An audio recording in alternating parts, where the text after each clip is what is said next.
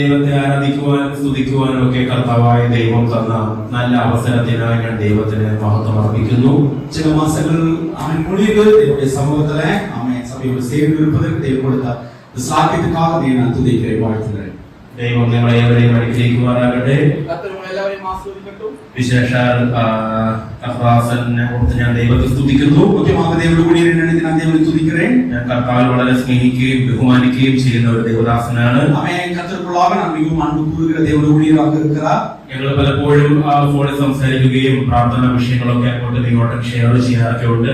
അവൻ ഞങ്ങൾ ഒരുമിച്ച് ഞങ്ങൾ ഫോണിൽ பேசுகிறதும் മാത്രമല്ല ജപ വിണ്ണപ്പങ്ങളെ അവൻ മറ്റുള്ളവർക്ക് ഞങ്ങൾ തമ്മിൽ ഞങ്ങൾ ഒപ്പ് കൊടുത്ത് ജപിക്കുന്നതും ഉണ്ട്. തന്റെ ദാസന്റെ ശുശ്രൂഷ ഓർത്ത് ഞാനും പ്രാർത്ഥിക്കുന്നു. ദൈവം ധാരാളമായി അനുഗ്രഹിക്കട്ടെ. അവൻ ஊழியத்தை நினைத்து நாம் ஜெபிக்கிறோம். ധാരാളமாக അവരെ ആശീർവദിക്കട്ടെ. വാത്സല്യ കുടുംബമേ കുഞ്ഞുങ്ങൾ ഏവരെയും ദൈവം സഹായിക്കട്ടെ എന്ന് പ്രാർത്ഥിക്കുന്നു. അവൻ ഞങ്ങളുടെ കുടുംബത്തെയും ദൈവം സഹായിക്കട്ടെ എന്ന് ദൈവത്തെ സ്തുതിக்கிறேன். അതുപോലെ തന്നെ ഈ വിശിഷ്ട സഭയെ ഓർത്തും ഞാൻ ദൈവത്തെ സ്തുതിക്കുന്നു. മുഖ്യமாக இந்த സഭയെ நினைத்து நான் ദൈവത്തെ സ്തുതിக்கிறேன். സഭയിലെ പ്രിയ കുഞ്ഞുങ്ങൾ, അതുപോലെ ഞാൻ കർത്താവിൽ സ്നേഹിക്കുന്ന മറ്റ് പ്രിയപ്പെട്ടവർ എല്ലാവരെയും ഓർത്ത് ഞാൻ ദൈവത്തിന് സ്തോത്രം ചെയ്യുന്നു. இங்கே கடந்து வந்திருக்கிற தேவனுடைய பிள்ளைகள், கடந்து வந்திருக்கிற நேசிக்கிற சகல குடும்ப அங்கங்களும் நினைத்து நான் தேவனை துதிக்கிறேன். ആക്ച്വലി ഇവിടുത്തെ എല്ലാ വിശേഷങ്ങളും ഏഞ്ചൽ പറഞ്ഞ് ഞാൻ അറിയാറുണ്ട്.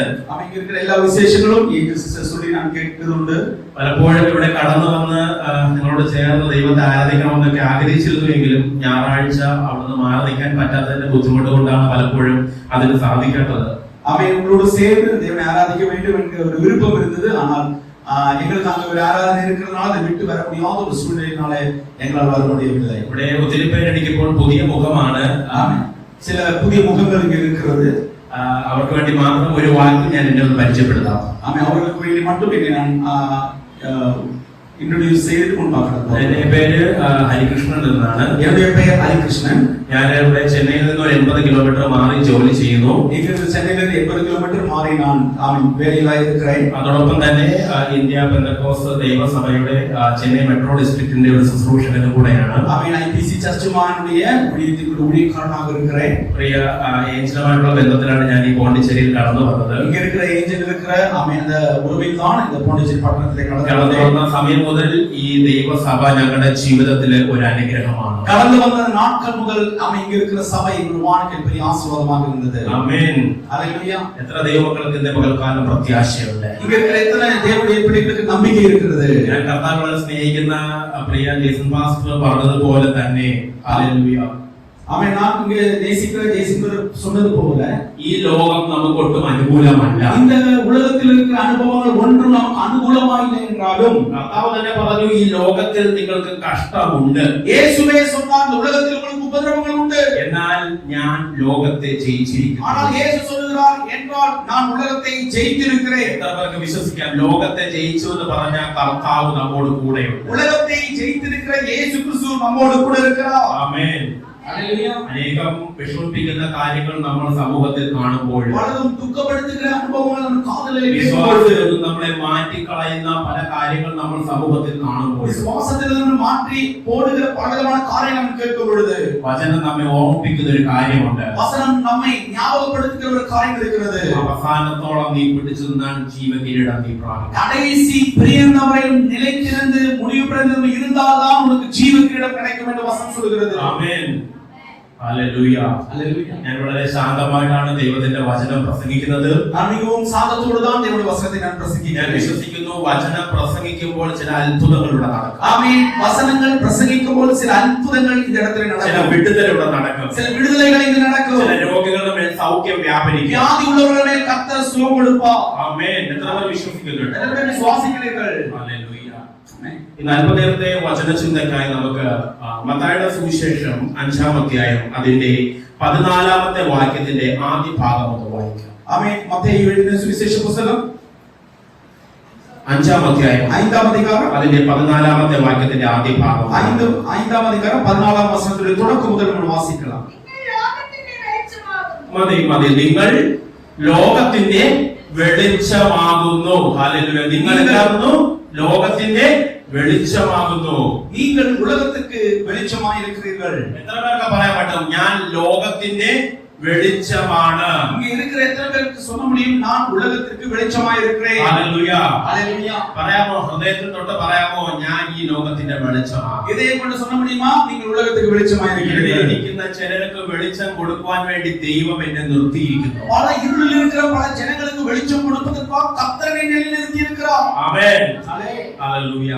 നമുക്കറിയാം മത്തായിയുടെ സുവിശേഷം 5, 6, 7 അധ്യായം എന്ന് പറയുന്നത് തിയോളജിക്കലി നമ്മൾ അതിനെ മലയിലെ പ്രസംഗം എന്നാണ് വിളിക്കുന്നത്. ஆமென். மத்தேயு 5, 6, 7 ஆமென். வேதபுஸ்தகத்தின் அடிസ്ഥാനத்தில் பார்க்கும் என்றால் மலையின் மேல் பிரசங்கிக்கப்பட்ட தேவனுடைய வார்த்தையாக இருக்கிறது. അല്ലെങ്കിൽ ഗിരിപ്രഭാഷണം എന്ന് നമ്മൾ വിളിക്കാറുണ്ട്. அதாவது தேவனுடைய முதல் கட்டத்துடைய கர்த்தருடைய ஆமென் ஆலோசனைகள் என்று நம்ம சொல்லலாம். പുതിയ നിയമത്തിലെ ഏറ്റവും കാതലായ 3 അധ്യായങ്ങളാണ് മത്തായി സുവിശേഷം 5, 6, 7. ஆமென். புதிய ஏற்பாட்டிலே மிகவும் அன்புக்குரிய ஒரு அதிகாரமாக தான் இருந்தது 5, 6, 7 அதிகாரம். പഴമക്കാർ പറയാറുണ്ട് സ്വർഗ്ഗത്തിലെ നിയമങ്ങളാണ് ഈ 3 അധ്യായങ്ങളിൽ തന്നിരിക്കുന്നത്. ஆமென். பழைய ஏற்பாட்டில் சொல்ல முடியும், புதிய நியமத்துடைய புது அடையாளங்களாக தேவன் இந்த அதிகாரங்களை ഒരു കൊടുത്തിരിக்கிறார். വിശ്വാസി ഈ ഭൂമിയിൽ എങ്ങനെ ജീവിക്കണം, അല്ലെങ്കിൽ കർത്താവിനെ അനുഗമിക്കുന്ന ഒരു വിശ്വാസി ഈ ഭൂമിയിൽ എങ്ങനെ ജീവിക്കണം എന്നുള്ള ചില നിയമങ്ങൾ അടങ്ങിയിരിക്കുന്ന 3 അധ്യായങ്ങളാണ് ഈ 3 അധ്യായങ്ങൾ എന്ന് പറയുന്നത്. கர்த்தராகிய இயேசு கிறிஸ்துவை ஏற்றுக்கொண்டவர்கள் எப்படி நடக்க வேண்டும் என்கிற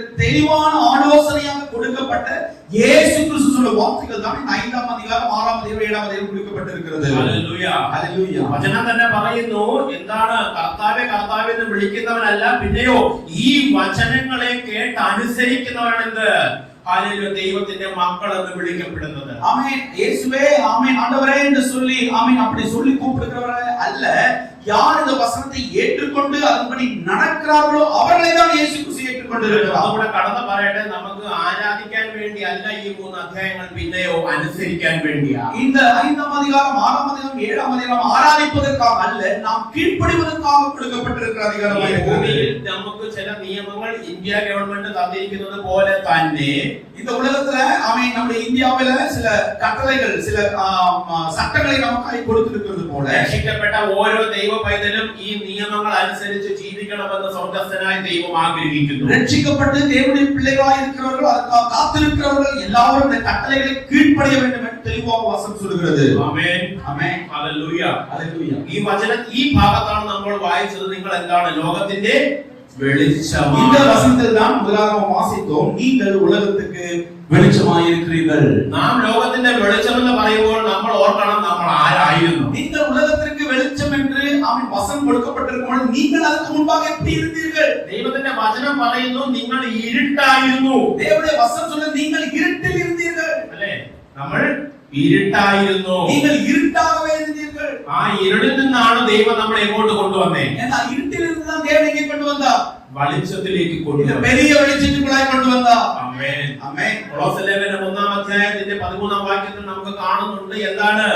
ഇരുട്ടിന്റെ അധികാരത്തിൽ നിന്ന് നമ്മെ വിടുവിച്ച് പുത്രന്റെ രാജ്യത്തിലാക്കി വെച്ച ദൈവം. ஆமென். கொலோசியர் 1-ஆம் அதிகாரம் ஆமென் அதனுடைய 13ஆம் வசனம் வாசிக்கும் பொழுது தெளிவாக சொல்கிறது, இருளின் அதிகாரத்தில் நின்று நம்மை விடுதலையாக்கி அந்த அன்பின் குமாரனுடைய ராஜ்யத்துக்கு உட்படுத்துவராய் இருக்கிற தேவன் என்று சொல்லுகிறது. എഫേസ്യ ലേഖനം 5-ാം അധ്യായത്തിന്റെ 7-ാം വാക്യത്തിൽ നാം വായിക്കുന്നുണ്ട്, മുമ്പേ നിങ്ങൾ എന്തായിരുന്നു? ഇരുളായിരുന്നു. ஆமென். எபேசியர் 5-ஆம் அதிகாரம் ஆமென் காரியங்கள் வாசிக்கும் பொழுது சொல்லிருக்கிறது, முன்பே நீங்கள் இருளாயிருந்தீர்கள். ഹല്ലേലൂയ. ஆமென். അപ്പോൾ ഇരുളായിരുന്നു നമ്മെ ദൈവം എന്താക്കി മാറ്റി? ஆமென். இருளாக இருந்த உங்களை தேவன் எதுவாக மாற்றினார்? വെളിച്ചമാക്കി உங்களை മാറ്റി. இயேசு கிறிஸ்து வெளிச்சமாய் மாற்றினார். ഈ വെളിച്ചത്തിൽ ജീവിക്കുന്ന എന്റെ വില ഞാൻ അറിയണമെങ്കിൽ എന്താണ് ഇരുളെന്ന് നാം അറിയണം. ஆமென். இந்த வெளிச்சத்துல நீங்கள் வசிக்கும் பொழுது இருட்டினுடைய விலை என்ன என்பதை நீங்கள் இப்போது புரிந்து கொள்ள வேண்டும். 30 വർഷം കണ്ണിന് കാഴ്ചയില്ലാതെ ജീവിച്ച ഒരു വ്യക്തിക്ക് ശസ്ത്രക്രിയയിലൂടെ കണ്ണിന് കാഴ്ച ലഭിക്കുമ്പോൾ അവന് പറയും, എന്താണ് ഈ വെളിച്ചം കാണുമ്പോഴുള്ള സന്തോഷം, കാരണം അവൻ അറിയാം എന്തായിരുന്നു ഇരുളെന്ന്. 30 வருஷமாக கண்ணு காணாதவனாய் இருக்கிற பார்வையற்றவனாய் இருக்கிறவனுக்கு ஆமென் ஒரு அறுவை சிகிச்சை செய்து அவனுக்கு பார்வை கிடைக்கும் பொழுது அவனிடத்தில் கேட்டால் சொல்லுவான், ஆமென் இருள் என்றால் என்ன என்று சொல்லி. ഇരുളിനെ വിശുദ്ധ വേദപുസ്തകം പല കാര്യങ്ങളുമായിട്ട് ഉപമിക്കുന്നുണ്ട്. ஆமென். இருளை வேத புத்தகம் பல உவமைகளை சொல்லி நமக்கு தெளிவுபடுத்துகிறது. ഇരുട്ടെന്ന് പറയുന്നത് പാപമാണ്. இருட்டு என்று சொல்வது பாவத்தை குறிக்கிறது. ഇരുട്ടെന്ന് പറയുന്നത് പിശാചാണ്. இருட்டு என்று சொல்லப்படுவது பிசாசை குறிப்பிடுகிறது. ഇരുട്ടെന്ന് പറയുന്നത്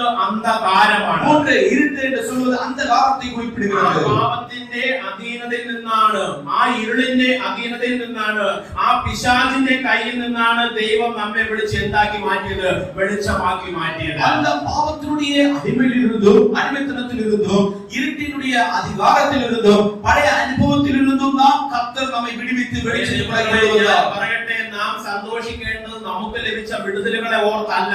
நாம் சந்தோஷிக்க வேண்டியது நமக்கு தேவன் கொடுத்த விடுதலையை நினைத்தல்ல. കേവലം ചില ഭൗതിക നന്മകളെ ഓർത്തല്ല. பொருளாதாரமான சில நன்மைகளை கர்த்தர் கொடுத்தார் அதை நினைத்தல்ல. എന്നാൽ ഓരോ നിമിഷവും ഒരു ദൈവ പൈതൽ സന്തോഷിക്കേണ്ട കാര്യം എന്തെന്നറിയാമോ? പിശാചിന്റെ അധീനതയിൽ നിന്ന്, അന്ധതമസിൽ നിന്ന്, ഇരുട്ടിൽ നിന്ന് നമ്മെ വിളിച്ച് വെളിച്ചത്തിലേക്ക് കൊണ്ടുവന്ന ഒരു ദൈവ സ്നേഹമുണ്ട്. ஒவ்வொரு நொடியும் தேவனுடைய பிள்ளைகளாய் இருக்கிற நீங்கள் எதை நினைத்துக் கொண்டிருக்க வேண்டும் என்றால், அந்த காலத்தில் இருந்த உங்களை சாத்தானுடைய அடிமைத்தனத்துக்குள்ளாக இருந்த நின்னை அந்த காலத்தில் இருந்த உங்களை வெளிச்சத்துக்குள்ளாய் கொண்டு வந்த இயேசு கிறிஸ்துவை தினம் தினம் தினம் நீங்கள் நோக்கி பார்த்துக் கொண்டிருக்க வேண்டும். ആമേൻ. ഹല്ലേലൂയ. യോഹന്നാന്റെ സുവിശേഷം 3-ാം അധ്യായം അതിലെ 19-ാമത്തെ വാക്യം ഒന്ന് വായിക്കാമോ? யோவானுடைய சுவிசேஷ புத்தகம் 3-ஆம் அதிகாரம் 19-ஆம் வசனத்தை வாசிக்கலாம். யோவான் 3:19. യോഹന്നാന്റെ സുവിശേഷം ന്യായവിധി എന്നതോ ആ. വെളിച്ചം ലോകത്തിൽ വന്നിട്ടും ആ. മനുഷ്യന്റെ പ്രവൃത്തി ദോഷമുള്ളത് ആകയാൽ ആ. അവർ വെളിച്ചത്തേക്കാൾ ഇരുളിനെ സ്നേഹിച്ചത് തന്നെ. ആമേൻ. അപ്പൊ എന്താണ് ന്യായവിധി എന്നും കൂടെ അവിടെ പറഞ്ഞിരിക്കുന്നത്? എന്താണ്?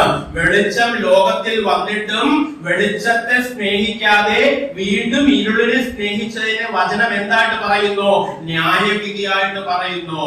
யோவான் 3-ஆம் அதிகாரம் அதனுடைய 19ஆம் வசனம் சொல்கிறது, ஒளியானது உலகத்திலே வந்திருந்தும் மனுஷருடைய கிரியைகள் பொல்லாதவர்களாய் இருந்தபடியினால் அவர்கள் ஒளியை பார்க்கிலும் இருளை விரும்புகிறதே அந்த ஆக்கினை தீர்ப்புக்கு காரணமாய் இருக்கிறது. മനുഷ്യന്റെ അവസ്ഥയാണ് അവിടെ കാണിക്കുന്നത്. அங்கே மனிதனுடைய நிலைமையை தெளிவாக காட்டுகிறது. ഈ ലോകത്തിന്റെ അവസ്ഥയാണ് അത് കാണിക്കുന്നത്. இந்த உலகத்தினுடைய நிலைமையை அது காட்டுகிறது. ഈ വചനത്തിൽ നിന്ന് നമുക്ക് മനസ്സിലാക്കാൻ സാധിക്കും, ഈ ലോകം ന്യായവിധിയിലേക്ക് പോയിക്കൊണ്ടിരിക്കുന്നു. இந்த வசனத்தை நீங்கள் வாசிக்கும்போது தெளிவாக தெரிகிறது, இந்த உலகம் நியாய தீர்ப்புக்குள்ளாக போய் கொண்டிருக்கிறது. ഈ ലോകം ന്യായവിധിയിലേക്ക് പോകുന്നതിന്റെ ഒരു കാരണമായി പരിശുദ്ധാത്മാവ് പറയുന്നത് എന്താണ്? വെളിച്ചം ലോകത്തിൽ വന്നു, പക്ഷെ ഈ ലോകം എന്തു ചെയ്തില്ല? ആ വെളിച്ചത്തിൽ വിശ്വസിക്കായികയാൽ ഈ ലോകത്തിന് ന്യായവിധി വന്നിരിക്കുന്നു. நியாய தீர்ப்புக்குள்ளாக போய் கொண்டிருக்கிற உலகத்திற்கு ஆமென் ஒரு நல்ல ஒரு வெளிச்சம் கடந்து வந்தது. ஆனால் அந்த வெளிச்சம் கடந்து வந்த பொழுது அந்த வெளிச்சத்தை புரிந்து கொள்ளாதபடிக்கு, அதை ஏற்றுக்கொள்ளாதபடிக்கு, ஏற்றுக்கொள்ளாத ஜனங்கள் எல்லாம் ஆக்கினை தீர்ப்புக்குள்ளாக கடந்து போகிறதை இந்த வசனம் முகாந்திரத்தில் பார்க்க முடியும். അപ്പോൾ നമ്മെ ഇരുളിൽ നിന്ന് വെളിച്ചത്തിലേക്ക് കൊണ്ടുവന്ന് പറയുമ്പോൾ അതിന്റെ അർത്ഥം എന്താണ്? ന്യായവിധിയിൽ നിന്ന് ദൈവം നമ്മെ വിടുവിച്ചിരിക്കുന്നു. அப்ப இருட்டிலிருந்து கர்த்தர் நம்மை வெளிச்சத்துக்கு கொண்டு வந்ததற்கான பிரதான அர்த்தம் என்ன? நியாய தீர்ப்பிலிருந்து கர்த்தர் நம்மை விடுதலையாக்கி இருக்கிறார். ആമേൻ. ഹല്ലേലൂയ. സന്തോഷമുള്ള ദൈവങ്ങൾക്ക് കരങ്ങൾ ഉയർത്തി ദൈവം സന്തോഷത്തോടെ ദൈവത്തെ കരങ്ങൾ ഉയർത്തി ദൈവത്തെ ന്യായവിധി, സ്തുതിക്കാം. ലോകത്തിന്റെ ന്യായവിധിയിൽ നിന്ന് യേശു ക്രിസ്തു നമ്മെ വിടുവിച്ചു. இந்த உலகத்துக்கு வர வேண்டிய நியாய தீர்ப்பிலிருந்து இயேசு கிறிஸ்து நம்மை விடுவித்தார். എങ്ങനെയാണ് നാം വെളിച്ചമായി മാറിയത്? எப்படி நாம் வெளிச்சமாக மாறினோம்? നമ്മുടെ കഴിവ് കൊണ്ടാണോ? நம்முடைய திறமை கொண்டா? നമ്മുടെ ശക്തി കൊണ്ടാണോ? நம்முடைய வல்லமை கொண்டா? பலம் கொண்டா? നമ്മുടെ പാരമ്പര്യം കൊണ്ടാണോ? நம்முடைய பாரம்பரியம் கொண்டா? അല്ല. இல்லை. 8:12 വായിക്കാമോ? യോഹന്നാന്റെ സുവിശേഷം 8-ാം അധ്യായം 12-ാം വാക്യം. யோவான் 8-ஆம் அதிகாரம் 12-ஆம் வசனத்தை வாசிக்கலாம். யோவான் 8:12. மறுபடியும் இயேசு ஜனங்களை நோக்கி, நான் உலகத்துக்கு ஒளியாய் இருக்கிறேன், என்னை பின்பற்றுகிறவன் இருளிலே நடவாமல் ஜீவ ஒளியை அடைந்திருப்பான் என்றார். ആമേൻ. സംസാരിച്ചു, ഞാൻ ലോകത്തിന്റെ വെളിച്ചമാകുന്നു. എന്നെ അനുഗമിക്കുന്നവൻ ഇരുളിൽ നടക്കാതെ ജീവന്റെ വെളിച്ചമുള്ളവൻ ആകുമെന്ന് പറഞ്ഞു. ആമേൻ. അപ്പോൾ നമ്മൾ എങ്ങനെയാ വെളിച്ചമായത്? நாம் எப்படி வெளிச்சமாக மாறினோம்? എങ്ങനെയാ നമ്മൾ അന്ധകാരത്തിൽ നിന്ന് പുറത്തേക്ക് വന്നേ? எப்படி நாம் அந்த காலத்திலிருந்து வெளியே வந்தோம்? എങ്ങനെ നമ്മൾ ന്യായവിധിയിൽ നിന്ന് രക്ഷിക്കപ്പെട്ടു? எப்படி நாம் நியாய தீர்ப்பிலிருந்து நாம் ரட்சிக்கப்பட்டோம்? എന്നെ അനുഗമിക്കുന്നവൻ ഇരുളിൽ നടക്കാതെ ജീവന്റെ വെളിച്ചമുള്ളവനാകും. ஆமென். என்னை பின்பற்றுகிறவன் இருளிலே நடவாமல் ஜீவ ஒளியை அடைந்திருக்கிறான் என்று வசனம் தெளிவாய் சொல்கிறது. ഇരുളായിരുന്നു നമ്മൾ വെളിച്ചമായി മാറിയത് എങ്ങനെയാ? യേശു ക്രിസ്തുവിലൂടെ. இருளாயிருந்த நாம் வெளிச்சமாக மாறினது எப்படி? இயேசு கிறிஸ்து முகாமிலிருந்து தான். നമുക്ക് ഒരിക്കലും എന്ത് ചെയ്യാൻ സാധിക്കത്തില്ല? സ്വയം പ്രകാശിക്കാൻ സാധിക്കത്തില്ല. ஒரு நாளிலும் நாம் சுயமாக பிரகாசிக்கவே முடியாது. എത്ര കഷ്ടപ്പെട്ടാലും നമുക്ക് സ്വയം പ്രകാശിക്കാൻ நீங்கள் പറ്റില്ല. எவ்வளவு கஷ்டம் அனுபவித்து நீங்கள் செய்தாலும் தனியே நீங்கள் பிரகாசிக்க முடியாது. ഇരുള് തന്നെ എങ്ങനെയായിരിക്കും? நீங்கள் இருளாக மட்டும்தான் இருப்பீர்கள். ആ ഇരുളിൽ നിന്ന് മാറി വെളിച്ചം നമ്മളിൽ വ്യാപരിക്കണമെങ്കിൽ വെളിച്ചമായവനെ നമ്മൾ അനുഗമിക്കണം. ஆமென். அந்த இருளிலிருந்து நீங்கள் வெளிச்சத்தில் நீங்கள் பிரகாசிக்கிறவராய் இருக்க வேண்டும் என்றால் வெளிச்சமாய் இருக்கிற இயேசு கிறிஸ்து உங்களில் பிரகாசித்திருக்க வேண்டும். ആമേൻ. ஆமென். അപ്പോൾ വെളിച്ചമായ നമ്മളിൽ ആര് പ്രകാശിക്കും? യേശു പ്രകാശിക്കും. வெளிச்சமாய் இருக்கிற உங்களில் யார் பிரகாசிப்பார்கள் என்றால் ஆமென் இயேசு கிறிஸ்து ഞാൻ பிரகாசிப்பார். ഇരുളിൽ നിന്ന് വെളിച്ചത്തിലേക്ക് വന്നു എന്ന തെളിവെന്താണ്? എന്റെ ജീവിതത്തിലൂടെ യേശു ക്രിസ്തു പ്രകാശിക്കണം. நீங்கள் இயேசு கிறிஸ்துவுக்காக ஆமென் வெளிச்சத்துக்கு கடந்து வந்ததற்கான அடையாளம் என்ன? நீங்கள் இயேசு கிறிஸ்துவுக்காக பிரகாசிக்கிறவராய் இருக்க வேண்டும். ആമേൻ. ആമേൻ. ഹല്ലേലൂയ. നമ്മൾ വായിച്ച വേദഭാഗത്തേക്ക് നമുക്കൊന്ന് മടങ്ങി പോകാം. நாம் வாசித்த அந்த வசனத்துக்குள்ளாய் கடந்து போகலாம். വചനം നമ്മെ ഓർമ്മിപ്പിച്ചു, നിങ്ങൾ ലോകത്തിന്റെ വെളിച്ചമാണ്. ஆமென். வசனம் தெளிவாக நம்மளோடு பேசினது, நீங்கள் இந்த உலகத்தினுடைய வெளிச்சமாய் இருக்கிறீர்கள். നാം ആരായിരുന്നുവെന്നും നമ്മൾ എങ്ങനെ വെളിച്ചമായി എന്നെല്ലാം നമ്മൾ ഇപ്പോൾ കണ്ടു. நீங்கள் யாராக இருந்தீர்கள், நீங்கள் என்னவாக இருந்தீர்கள் என்பதை நாம் தெளிவாக இப்பொழுது பார்த்தோம். ഇനി താഴെയുള്ള ഭാഗം ഒന്ന് വായിച്ചു നോക്കിയേ. 14 അധ്യായത്തിന്റെ 14 വാക്യത്തിന്റെ താഴോട്ട് വായിച്ചു. 5-ാം അധ്യായം അതിന്റെ ഭാഗങ്ങളുടെ താഴോട്ട് വായിച്ചേ. 5ஆம் அதிகாரத்துல அந்த 15ஆம் வசனம் முதல் வாசிக்கலாம். മലമേലിരിക്കുന്ന പട്ടണം മറഞ്ഞിരിപ്പാൻ പാടില്ല.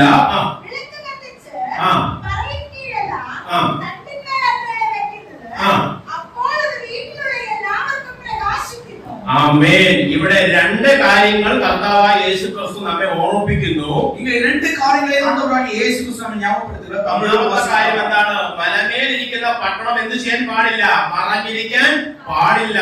மலைமேல் இருக்கிற பட்டணம் என்னவாக இருக்க கூடாது? மறைந்திருக்க கூடாது. രണ്ടാമത് പറയുന്നു, വിളക്ക് കത്തിച്ച് എവിടെയല്ല വെക്കുന്നത്? പറയിൻ കീഴല്ല, തണ്ടിന്മേലത്ര വെക്കുന്നത്. விளக்கு கொளுத்தி மரக்காலை மூடி வைக்காமல் விளக்கு தண்டின் மேல் அவன் வைப்பார்கள் என்று தெளிவாய் சொல்லுகிறது. ഹല്ലേലൂയ. ഹല്ലേലൂയ. അപ്പോൾ ദൈവം നമ്മെ ഓർമ്മിപ്പിച്ചു, നിങ്ങൾ ലോകത്തിന്റെ വെളിച്ചമാണ്. നിങ്ങൾ ലോകത്തിന്റെ വെളിച്ചമാണെങ്കിൽ നിങ്ങൾ എങ്ങനെ ആയിരിക്കണമെന്നുള്ള രണ്ട് കാര്യങ്ങളാണ് ഇവിടെ ദൈവത്തിന്റെ ആത്മാവ് നമ്മെ ഓർമ്മിപ്പിക്കുന്നത്. நீங்கள் உலகத்திற்கு வெளிச்சமாய் இருக்கிறீர்கள் என்று ஆண்டவர் தெளிவாய் சொன்னார். அப்படி இருக்கிற வெளிச்சமாய் இருக்கிற நீங்கள் எப்படி இருக்க வேண்டும் என்ற ரெண்டு தெளிவுகளை இங்கே நாம் வாசித்தோம். ഇതിനെ നമ്മൾ തിയോളജിക്കലി മെറ്റാഫോർ എന്ന് വിളിക്കും, അല്ലെങ്കിൽ ആലങ്കാരിക ഭാഷ എന്ന് വിളിക്കും. ஆமென். இது ஆமென் தியோலஜியில் வாசிக்கும் பொழுது அலங்காரமான வார்த்தைகள் என்று சொல்லலாம். അതായത് നമുക്ക് സാധാരണക്കാർക്ക് മനസ്സിലാകുന്ന ഒരു ഭാഷയുമായി എന്ത് ചെയ്യുന്നു? ഒരു കാര്യത്തെ ബന്ധിപ്പിച്ച് പറയുന്നു. அதாவது சாதாரண மனுஷனாலும் புரிந்து கொள்ளக்கூடிய வார்த்தைகளால் இந்த வசனம் தெளிவாய் சொல்கிறது. നിങ്ങൾ വചനം ക്രമമായി പഠിക്കുന്നവരായതുകൊണ്ട് ഞാൻ പറയട്ടെ, ഉപമയും അലങ്കാരവും തമ്മിൽ നമ്മൾ വ്യത്യാസമുണ്ട്. அதாவது நீங்கள் வசனத்தை தெளிவாக படிக்கிறதுனால ஓமைக்கும் தெளிவாக நேர்மறையாக பேசுகிற வசனத்துக்கும் வித்தியாசம் இருக்கிறது. ഉപമ എന്ന് പറയുമ്പോൾ ഒരു വലിയ കഥയിലൂടെ എന്ത് ചെയ്യുന്നു? ഒരു സംഭവത്തെ കാണിക്കാൻ ദൈവം ഉപയോഗിക്കുന്ന കാര്യം ഉപമ എന്ന് പറയുന്നത്. ஓமை என்று சொன்னால் ஆமென் ஆமென் ஒரு கதை இல்லைங்க ஒரு எடுத்துக்காட்டை சொல்லி அது மூலமாக சில தெரிவிப்பதுதான் ஓமை என்று சொல்லுகிறோம். അലങ്കാരം എന്ന് പറയുമ്പോൾ അവിടെ ഒരു കഥ കാണത്തില്ല, പിന്നെയോ ചില കാര്യങ്ങളുമായിട്ട് ചില വസ്തുക്കളുമായിട്ട് ചിലതിനെ ചേർത്ത് പറയുന്നതിനാണ് അലങ്കാരം എന്ന് പറയുന്നത്. அலங்காரம் என்று சொன்னால் என்ன? ஆமென் பல காரியங்களை ஒன்று சேர்த்து சொல்லாமல் நேர்வழியாக தெளிவாக சொல்வதுதான் அந்த வசனம் என்று சொல்வது. ഇവിടെ വെളിച്ചത്തെ രണ്ട് കാര്യങ്ങളുമായിട്ട് ചേർത്ത് പറഞ്ഞിരിക്കുന്നു. ഒന്നെന്ന് പറയുന്നത് മലമേലിരിക്കുന്ന പട്ടണം, രണ്ടെന്ന് പറയുന്നത് വീട്ടിൽ കത്തിച്ചു വെച്ചിരിക്കുന്ന വിളക്ക്. ஆமென். இந்த ரெண்டு எடுத்துக்காட்டாக வெளிச்சத்தில் எப்படி இருக்க வேண்டும் என்று சொல்ற வசனம் வாசித்தோம். அதனுடைய வசனம் சொல்றது, மலை மேல் இருக்கிற பட்டணம் மறைந்திருக்க கூடாது, விளக்கை கொளுத்தி மரக்காலில் மூடி வைக்கவும் கூடாது.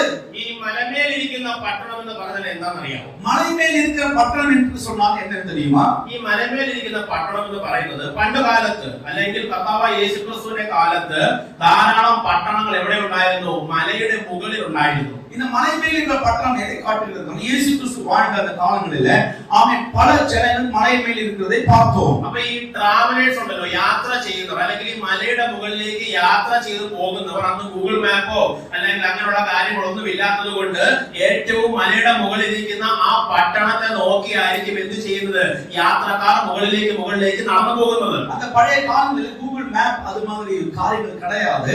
அவர்கள் அந்த மலை மேல் இருக்கிற அனுபவத்தை ஒன்று கண்டு நடந்து போவார்கள். അതുകൊണ്ട് എന്ത് ചെയ്യും? മലമേലിരിക്കുന്ന പട്ടണത്തിൽ ചില വിളക്കുകൾ എന്ത് ചെയ്യും? ഉയരത്തിൽ കൊളുത്തി വെക്കുന്നത് പതിവുണ്ടായിരുന്നു. அந்த காலங்களில் மலை மேல் உயரத்தில் அவன் கொளுத்தி வைத்திருக்கிற வெளிச்சத்தை பார்த்து அந்த விளக்கை பார்த்து ஜனங்கள் நடந்து மலை மேல் ஏறுவார்கள். ചില പ്രത്യേക സീസണുകളിലെല്ലാം വീട്ടുകളിൽ എന്ത് ചെയ്യുന്നറിയാമോ, വിളക്ക് എന്ത് ചെയ്യും, കത്തിച്ചു വെക്കും. എന്തിനാ? താഴെ നിന്ന് കയറി വരുന്നവർക്ക് വഴി തെറ്റാതെ നോക്കി നോക്കി കടന്നു പോകുവാൻ വേണ്ടി. அந்த மலை மேல் இருக்கிற ஜனங்கள் என்ன செய்வார்கள் என்றால், அவன் மற்றவர்கள் அங்கே மேலே வர வேண்டும் என்று சொல்லி அவர்கள் நல்ல ஒரு விளக்கை ஏந்தி அந்த மலை மேல் எடுத்து வைப்பார்கள். വചനം പറയുന്നു, ആ യാത്രക്കാർ മലയിലിരിക്കുന്ന വെളിച്ചം നോക്കി വഴി തെറ്റാതെ ആ മലയുടെ മുകളിൽ എത്തുന്നത് പോലെയാണ് ഒരു വിശ്വാസി. அவன் மலை மேல் போகிற ஒரு நபர் எப்படி காட்டுகிறது என்றால், எப்படி அவன் வெளிச்சத்தை பார்த்து வழி தவறாமல் கடந்து போகிறானோ அதே மாதிரி விசுவாசியும் இந்த வெளிச்சத்தை கண்டு மேலே வழி தவறாமல் கடந்து போகிறவனாக இருக்கிறான். ഇരുളിലൂടെ കടന്നു വരുന്ന ചിലർ നമ്മളാകുന്ന വെളിച്ചം കണ്ട് വഴി തെറ്റാതെ യേശുവിലേക്ക് എത്തുവാൻ വേണ്ടിയാണ് ദൈവം നമ്മെ വെളിച്ചമാക്കി നിർത്തിയിരിക്കുന്നത്. இருளில் நடப்பவர்கள் வீழ்ந்து போகாதபடிக்கு வெளிச்சத்தை கண்டு நடக்கும்படியாக தான் கர்த்தராகிய இயேசு கிறிஸ்து என்னையும் உங்களையும் மலை மேல் இருக்கிற பட்டணத்துடைய வெளிச்சமாக மாற்றி இருக்கிறார். എത്ര പേർക്ക് വിശ്വസിക്കാൻ പറ്റും? எத்தனை பேருக்கு விசுவாசிக்க முடியும்? ഞാൻ മലമേലിരിക്കുന്ന ഒരു പട്ടണമാണ്. நான் மலை மேல் இருக்கிற ஒரு பட்டணமாக இருக்கிறேன். പ്രകാശിക്കുന്ന കണ്ട് ചിലർ എന്ത് ചെയ്യണം? വീട്ടിലേക്ക് വരണം. நான் பிரகாசிக்கிறதை கண்டு பலரும் என்னிடத்தில் வர வேண்டும். വഴിതെറ്റി പോകാൻ സാധ്യതയുള്ള ചിലർ എന്ത് ചെയ്യണം? ഞാനാകുന്ന പ്രകാശം കണ്ട് എന്റെ അടുക്കലേക്ക് വരണം. வழி மாறி போகிறவர்கள் அவன் யாராக இருந்தாலும் என்னோட வெளிச்சத்திலே அவர்கள் கலந்து வர வேண்டும். അതിലെ പാപത്താൽ ജീവിക്കുന്ന, അധർമ്മത്താൽ ജീവിക്കുന്ന ഈ ലോകം നമ്മളാകുന്ന വെളിച്ചം കണ്ട് യേശുവിന്റെ സ്നേഹം അവരറിയണം. பாவத்திலும் அக்கிரமத்திலும் வாழ்ந்து கொண்டிருக்கிற பல ஜனங்கள் நாம் முகாந்திரத்தில் இயேசு கிறிஸ்துவின் வெளிச்சத்துக்குள்ளாய் கடந்து வர வேண்டும். ഞാൻ പറയട്ടെ, ഞായറാഴ്ച വന്ന് ഒന്ന് ആരാധന കഴിഞ്ഞ് പോകുവാൻ വേണ്ടി അല്ല ദൈവം നമ്മളെ ഇരുളിൽ നിന്ന് കൊണ്ടുവന്നത്. പിന്നെയോ അനേകർക്ക് വെളിച്ചമായിരിക്കുവാനാണ്. ஞாயிற்றுக்கிழமையில வந்து வெறும் ஆராதனை அவன் செய்துவிட்டு கடந்து போவதற்காக அல்ல, கர்த்தர் என்னை உங்களை வெளிச்சமாக மாற்றினது அதை காட்டிலும் பலரை வெளிச்சத்துக்குள்ளாய் கொண்டு வருவதற்காக கர்த்தர் விருப்பப்படுகிறார். ஆமென். ஆமென். அப்ப என்ன വെളിച്ചം കണ്ട് എന്ത് ചെയ്യണം? என்ன செய்ய வேண்டும்? பலரும் அந்த வெளிச்சத்துக்குள்ளாய் கடந்து வர வேண்டும். ഒന്നുകൂടെ കടന്നു പറഞ്ഞാൽ, എന്റെ ജീവിതം കണ്ട് ചിലർ എന്ത് ചെയ്യണം? ഇരുളിൽ നിന്ന് വെളിച്ചത്തിലേക്ക് വരണം. இனி கொஞ்சம் தெளிவாக சொன்னால், உங்களுடைய வாழ்க்கை அனுபவங்கள், உங்களுடைய வாழ்க்கை தரத்தை கண்டு பலரும் இயேசு கிறிஸ்துவுக்குள்ளாய் வர வேண்டும். ഞാൻ ഒന്ന് ചോദിക്കട്ടെ, നമ്മുടെ അയൽവക്കക്കാർ, നമ്മുടെ നെയ്ബേഴ്സ്, നമ്മുടെ കുടുംബജീവിതം കണ്ട് ക്രിസ്തുവിന്റെ സ്നേഹത്തിലേക്ക് കടന്നു വന്നിട്ടുണ്ടോ? ஆமென். உங்கள் பக்கத்து வீட்டில் இருக்கிறவர்கள் உங்கள் மேலே இருக்கிற இயேசு கிறிஸ்து அன்பு முகாந்திரத்தில் அவர்கள் இயேசு கிறிஸ்துவின் பாதத்தில் வெளிச்சத்தில் கடந்து வந்திருக்கிறார்களா? കുഞ്ഞുമോട്ട് ഞാൻ ചോദിക്കട്ടെ, നിങ്ങൾ ക്ലാസ്സിൽ പെരുമാറുന്ന കണ്ട്, കോളേജിൽ പെരുമാറുന്ന കണ്ട് നിങ്ങളാകുന്ന വെളിച്ചത്തിലേക്ക് ഇരുളിൽ നിങ്ങളുടെ കൂട്ടുകാർ കടന്നു വരുന്നുണ്ടോ? அவன் இங்க இருக்கிற யூத்களிடத்திலே கேட்கிறேன், இங்க இருக்கிறவர்களை கேட்கிறேன், உங்களுடைய சுபாவத்தினாலே உங்கள் கூட படிக்கிறவர்கள் ஆமென் அந்த வெளிச்சத்திலே இங்க கடந்து வந்திருக்கிறார்களா? ആമേൻ. എന്നാൽ ഞാൻ ഓർമ്മിപ്പിക്കട്ടെ, നമ്മളാകുന്ന വെളിച്ചം കണ്ട് ചിലർ നമ്മളിലേക്ക് വരണം. ஆனால் உங்களுக்கு ஞாபகப்படுத்துறேன், நாம இருக்கிற வெளிச்சத்துக்குள்ளாக பலரும் கடந்து வர. ഞാൻ ആരെ വിധിക്കുകയാണെന്ന് നിങ്ങൾ വിചാരിക്കരുത് കേട്ടോ. ஐயோ, நான் யாரும் குற்றம் விதிக்கிறேன் ഞാൻ ആരെ വിധിക്കാറില്ല. ഞാൻ പ്രസംഗിക്കുമ്പോൾ എന്നോടും കൂടെ തന്നെ ഞാൻ പ്രസംഗിക്കുന്നേ. அவன் குற்றம் விதிப்பதற்காக அல்ல, என்னோடு சேர்ந்து எனக்கும் சேர்த்துதான் இந்த பிரசங்கத்தை செய்கிறேன். ക്രൂശിൽ അവസാന ചോര വരെ യേശു ക്രിസ്തു ഊറ്റിക്കൊടുത്തു. சிலுவையிலே கடைசி துளி இரத்தம் முறையில் இயேசு கிறிஸ்து நமக்காக சிந்தினார். അടികൾ നമുക്ക് വേണ്ടി ഏറ്റുവാങ്ങി. அடிகளை இயேசு கிறிஸ்து நமக்காக அனுபவித்தார். തന്റെ ജീവൻ നമുക്ക് വേണ്ടി കൊടുത്തു. ஆமென். அவருடைய ஜீவனை கர்த்தர் நமக்காக கொடுத்தார். എന്തിനാണെന്നറിയാമോ? നമ്മളെ വെളിച്ചമാക്കുവാൻ, നമ്മെ വെളിച്ചமாக മാറ്റുവാൻ, ഇരുളിൽ നമ്മളെ വിടുവിക്കുവാൻ. ആമേൻ. ഇരുളിൽ നിന്ന് നമ്മെ വിടുവിക്കപ്പെടും. ആ ഇരുളിൽ നമ്മളെ വിടുവിച്ച് ദൈവം നമ്മളെ ഈ ലോകത്തെ വെളിച്ചമാക്കി നിർത്തിയെങ്കിൽ ദൈവം ആഗ്രഹിക്കുന്നു, ഇരുളിൽ നിന്ന് അനേകരെ നമ്മൾ എന്ത് ചെയ്യണം? ആ യേശുവിന്റെ അടുക്കലേക്ക് കൊണ്ടുചെല്ലണം. அவர்கள் இருளிலிருந்து கர்த்தர் ஒரு வெளிச்சமாக மாற்றி தேவன் நம்மை நிலைநிறுத்தியிருக்கிறார் என்றால், பல இருளில் கிடக்கிற பல ஜனங்கள் உன் வெளிச்சத்துக்குள்ளாய் கடந்து வந்து இயேசு கிறிஸ்துவுக்குள்ளாய் கடந்து வர வேண்டும். രണ്ടാമത് പറയുന്നു, വിളക്ക് കത്തിച്ച് എന്ത് ചെയ്യരുത്? இரண்டாவது சொல்லுகிறது, விளக்கை கொளுத்தி எங்கே பண்ணக்கூடாது? അയൻകിഴി വെക്കരുത്. மரக்காவல் அவன் மூடி வைக்க கூடாது. പിന്നെയോ അത് മറ്റുള്ളവർക്ക് വെളിച്ചം കൊടുത്തുകൊണ്ടേയിരിക്കണം. அதுக்கு பிறகு என்ன இருக்க வேண்டும் என்றால், அது மூடி வைக்காமல் வீட்டுள்ள யாவருக்கும் வெளிச்சம் கொடுத்துக்கொண்டே இருக்க வேண்டும். ഇവിടെ നിന്ന് ഒന്ന് രണ്ട് കാര്യങ്ങൾ ഞാൻ പറഞ്ഞോട്ടെ. இங்கே கொடுக்கப்பட்ட ரெண்டு காரியங்களை நான் சொல்லி முடிக்க விருப்பப்படுகிறேன். മറ്റുള്ളവർക്ക് വെളിച്ചം കൊടുക്കുവാൻ വേണ്ട വെളിച്ചം നമ്മളിൽ ഉണ്ടാകണമെങ്കിൽ നമ്മൾ എന്ത് ചെയ്യണം? ஆமென். மற்றவர்களுக்கு வெளிச்சம் கொடுக்கிற வெளிச்சமாக நீ மாறி இருக்க வேண்டும் என்றால் உன்னில் என்ன நடக்க வேண்டும்? ഞാൻ കാര്യം ചോദിക്കട്ടെ, ഒരു ചെറിയ മെഴുകുതിരി വെളിച്ചം കത്തിച്ച് വീടിന്റെ മുകളിൽ വെച്ചാൽ താഴെ നിൽക്കുന്നവന് കാണാൻ പറ്റുമോ? ஆமென். ஒரு சின்ன மெழுகுதிரி அவன் கொளுத்தி மேல் வீட்டில் வைத்தால் கீழே இருக்கிறவனுக்கு பார்க்க முடியுமா? കറണ്ട് പോകുമ്പോൾ നമ്മൾ ഈ മൊബൈൽ ടോർച്ച് ഓണാക്കി വെച്ചാണോ നമ്മളെല്ലാം ആഹാരം കഴിക്കുന്നത്? അല്ലല്ലോ, നമുക്ക് എമർജൻസി ലൈറ്റ് ഉണ്ട്. ஆமென். நீங்கள் கரண்ட் உங்க வீட்டிலே போகும்போது மொபைல் லைட் வைத்தா நீங்கள் சாப்பிடுகிறீர்கள் இல்லை. நம்ம வீட்டில் ஒரு எமர்ஜென்சி லைட் இருக்கிறது. അപ്പോൾ നമ്മൾക്ക് ആവശ്യപ്രകാരമുള്ള വെളിച്ചം നമുക്ക് ഉൽപ്പാദിപ്പിക്കണമെങ്കിൽ അതിനനുസരിച്ചുള്ള സോഴ്സ് നമ്മൾ ഉണ്ടായിരിക്കണം. நமக்கு தேவையான வெளிச்சம் நம்முடைய அறையிலே பிரகாசிக்க வேண்டுமானால் தேவையான பொருட்களுக்கான வெளிச்சத்தை கொடுக்கிறதுக்கான பொருட்கள் நம்ம வீட்டிலே இருக்க வேண்டும். ഞാൻ പറഞ്ഞത് മനസ്സിലാക്കാൻ സാധിക്കുന്നുണ്ട്. ஆமென். പലർക്കും ഇത് പുரிந்து കൊള്ള വിருப்பப்படுகிறது. ഞാൻ പറയട്ടെ, എത്രത്തോളം നാം വെളിച്ചത്തിന്റെ സോഴ്സ് ആകുന്ന യേശുവിനോട് ചേർന്നിരിക്കുമോ അത്രത്തോളം വെളിച്ചം എന്ത് ചെയ്യും? നമ്മൾ ഇന്ന് പ്രൊഡ്യൂസ് ആയിക്കൊണ്ടേയിരിക്കും. ஆமென். வெளிச்சத்துக்கு அதிகாரியாக இருக்கிற இயேசு கிறிஸ்துவோடு எவ்வளவு நாம் கிட்டி சேர்ந்து அவரோடு நாம் உறைவாடிக் கொண்டிருக்கிறோமோ அவ்வளவு அதிகமாக அவருடைய வெளிச்சம் நம்மை பிரகாசித்துக் கொண்டே இருக்கும். ഹല്ലേലൂയ. ஹல்லேலூயா. നമുക്കറിയാം എങ്ങനെയാ ചന്ദ്രൻ രാത്രി പ്രകാശം തരുന്നത്. உங்களுக்கு எல்லாருக்கும் தெரியும் சந்திரன் அதாவது நிலா எப்படி பிரகாசம் கொடுக்கிறது என்று. നിങ്ങളെല്ലാം സയൻസ് പഠിക്കുന്ന കുഞ്ഞുങ്ങളാണല്ലോ. ചന്ദ്രന് സ്വയം പ്രകാശിക്കാൻ പറ്റുമോ? நீங்கள் எல்லாரும் சயின்ஸ் படித்தவர்கள் தான். ஆமென். நிலாவுக்கு தனியே பிரகாசம் கொடுக்க முடியுமா? എങ്ങനെയാ ചന്ദ്രൻ പ്രകാശിക്കുന്നേ? எப்படி நிலா பிரகாசிக்கிறது? യെസ്, സണ്ണിന്റെ ലൈറ്റ് ആര് അബ്സോർബ് ചെയ്യും? ചന്ദ്രൻ അബ്സോർബ് ചെയ്യും. ஆமென். சூரியனுடைய பிரகாசத்தை இந்த நிலா ஆமென் உட்கொண்டு அது ராத்திரி வேளையிலே பிரகாசிக்கிறது. അപ്പോൾ എത്രത്തോളം സൂര്യനുമായിട്ട് ചന്ദ്രൻ ചേർന്നിരിക്കുമോ അത്രത്തോളം പ്രകാശം ആര് പ്രൊഡ്യൂസ് ചെയ്തുകൊണ്ടിരിക്കും? ചന്ദ്രൻ പ്രൊഡ്യൂസ് ചെയ്തുകൊണ്ടേയിരിക്കും. எவ்வளவு அதிகமாக இந்த நிலா சூரியனோடு கிட்டி சேர்ந்திருக்கிறதோ அவ்வளவு அதிகமாக இந்த நிலா ராத்திரி வேளையிலே பிரகாசித்துக் கொண்டே இருக்கும். അതുകൊണ്ടാണ് നമ്മൾ വചനത്തിൽ വായിക്കുന്നത് ഹല്ലേലൂയ, നമ്മൾ എന്ത് ചെയ്യണം? കൊമ്പയോട് നമ്മൾ ചേർന്നിരിക്കണം. அதுதானே வசனத்தை வாசித்தோமே ரோமர்ல.